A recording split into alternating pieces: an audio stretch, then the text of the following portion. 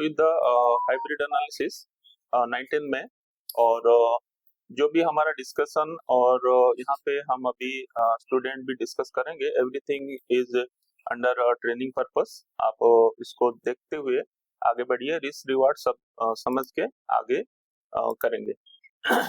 Last week का जो update है हमारा, निफ्टी 25,000 मार्क क्रॉस किया था और 2024 पहली बार अभी 25,000 मार्क किया है। 4% अप हुआ है पिछले वीक में।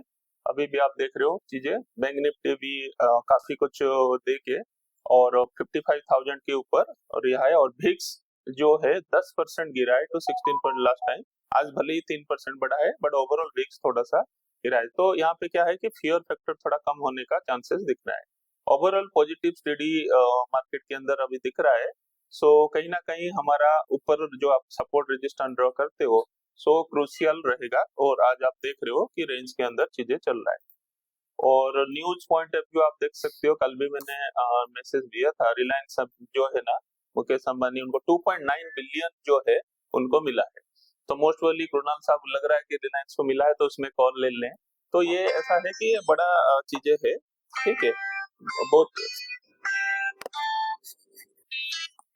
तो बड़ा न्यूज और ये सब चीजें इम्पैक्ट होता है। बट धीरे धीरे हम लेवल देख के फिर करेंगे, ठीक है ना।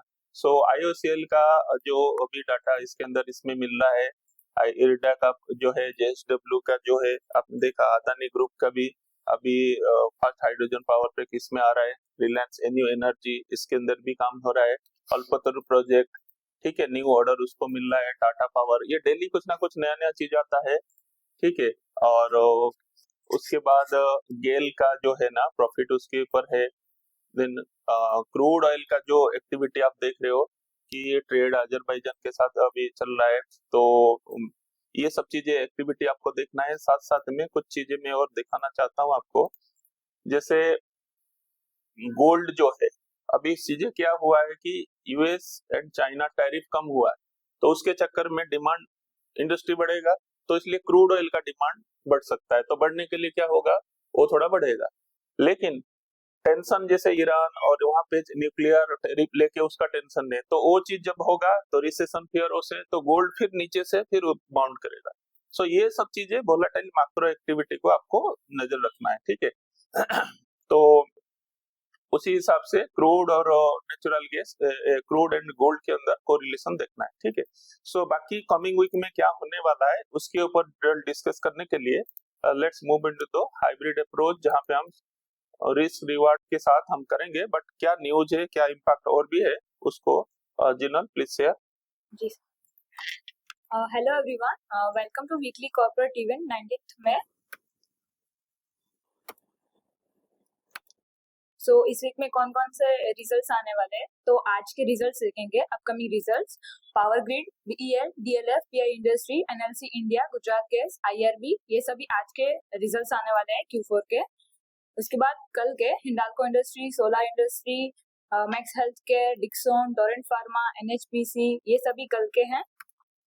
उसके बाद 21 oil and natural gas, InterGlobe aviation, power finance corporation, NTPC green energy, RVNL, oil India, ये सभी 21 के हैं। 22 के ITC, Sun pharma, Grasim industries, metro brands, ये सभी 22 के हैं। TBO Tek, HFCL. 23 के JSW steel, Ashok Leyland, Balakrishna industry, GE वर्मा, टीडी इंडिया, ग्लेनमार्क फार्मा, ये सभी 23 के हैं। इस वीक में मोस्टली जैसे अपने निफ्टी 500 के अंदर के जो है उनके रिजल्ट्स आने वाले, तो आप थोड़ा उनको ट्रैक करो कैसे उसका रिजल्ट आ रहा है, पॉजिटिव नेगेटिव, एंड कंबाइनली अपना ट्रेड प्लान करें। उसके बाद अपकमिंग कॉन कॉल्स, सो आवाज finserv, Ross limited, brand concept, happy forgings, Cyient, Blue Star, GPT infra project, ये सभी कॉन कॉल्स है जो इस वीक में है। जुपिटर वैगन्स, क्योरा वेंस बैंक, रेटिंगटन, ये सभी कॉन कॉल्स है जो इस वीक में है।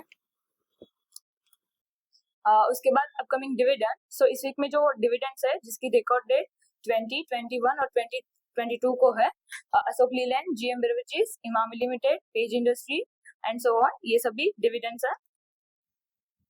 Havells India, LTI Mindtree, Keystone Realtors, and Sula Vineyards, ये सभी डिविडेंड्स है जिसकी रिकॉर्ड डेट इस वीक में है। उसके बाद upcoming rights, so rights Himalaya food international limited, SCPC limited, Purple Finance limited and जूडिक JRD MKJ लिमिटेड, जो 21 और 23 को इसकी रिकॉर्ड डेट है।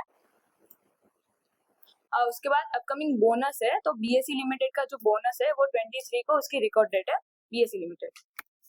और लास्ट में जो अपने इवेंट्स रहते हैं, तो मोस्टली इस वीक में क्रूड ऑयल इन्वेंटरीज वेडनेसडे को, थर्सडे को initial jobless claim and S&P global manufacturing PMI जो उसका डेटा है वो, और फ्राइडे को न्यू होम सेल्स का डेटा। तो मेनली यही रहेंगे इवेंट्स। Okay, thank you. ठीक है, तो ये जो इम्पैक्ट और forexfactory.com वहां से न्यूज सभी देखते हुए आपको प्लान करना है, तो उसी इंडिविजुअल स्टॉक का चार्ट में जाके आपको देखना है। हाँ, हेलो एवरीवन, इस वीक का मेरा स्टॉक है JSW एनर्जी। JSW एनर्जी ने फ्राइडे को एंट्री बनाई थी 503 पे। उसका फर्स्ट टारगेट 10% और दूसरा टारगेट 14% का रखा है, 5% स्टॉप लॉस के साथ। अगला स्टॉक था इमसेट, उसमें हमारा फर्स्ट टारगेट आ गया है